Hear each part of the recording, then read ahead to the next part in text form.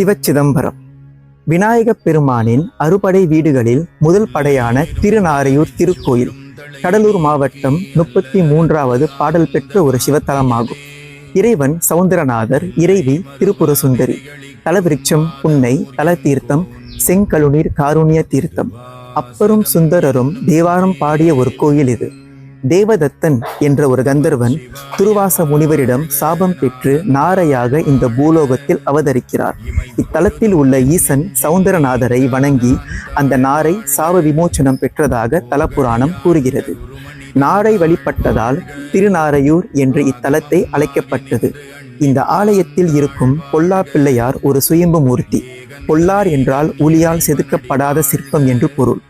11ஆம் நூற்றாண்டில் இந்த பொல்லா பிள்ளையாருக்கு ஒரு அந்தணர் தனது மகனோடு 5 வயதாகிய சிறுவன் நம்பியாண்டார் நம்பியுடன் தினமும் பூஜை, அபிஷேகம் மற்றும் நெய்வேத்தியம் படைத்து வழிபட்டு வந்தார். இறைவனுக்கு படைக்கப்படும் பலகாரங்களை இறைவனே சாப்பிடுவதாக நம்பி வந்தார் அந்த சிறுவன். ஒரு நாள் தனது தந்தை வர முடியாததால் நம்பியாண்டார் நம்பி மட்டும் தனியாக இந்த பூஜையை செய்து நெய்வேத்தியங்களை படைத்தார். அவர் எவ்வளவோ கெஞ்சியும் பொல்லா பிள்ளையார் படைத்த பலகாரங்களை உண்ண வரவில்லை.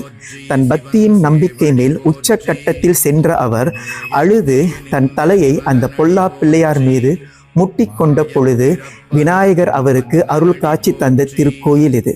அச்சமயம் ராஜராஜ சோழன் தேவார பாடல்களை தொடுக்க முயன்றார். ஆனால் அந்த ஓலைச்சுவடிகள் இருக்கும் இடம் தெரியவில்லை. அப்பொழுது நம்பியாண்டார் நம்பியை ராஜராஜ சோழன் நாடி வர அவர்கள் இருவரும் இந்த பொல்லா பிள்ளையாரிடம் மன்றாடி நிற்க ஒரு அசரீதி மூலமாக அந்த திருமுறை ஓலைச்சுவடிகள் சிதம்பர நடராஜ கோயில் தென்மேற்கு மண்டப அறையில் இருப்பதாக காட்டினார். சைவ வழிபாட்டில் அடியார்கள் மனமுருகி பாடிய பதிகங்களை மீட்டு தந்த அருள் என்றும் இந்த பொல்லா பிள்ளையார் திருவடிக்கே சேரும். யானே பொய், என் அன்பும் பொய், என் நெஞ்சம் பொய், ஆனால் வினையேன் அழுதால் உன்னை பெறலாமே என்ற பதிகத்தின் பொருளை உணர்த்திய தலம் இது. சிவா திருச்சிற்றம்பலம்.